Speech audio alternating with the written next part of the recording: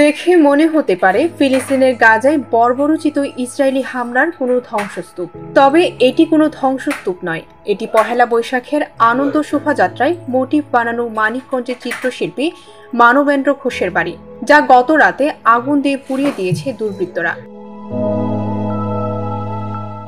Motive বানানোর জন্যই মানিকগঞ্জ সদর উপজেলার গড়পাড়া বাজার এলাকায় মানবেন্দ্র ঘোষের বাড়িতে আগুন দেওয়া হয় বলে দাবি করছেন শিল্পী মানবেন্দ্রের পরিবার।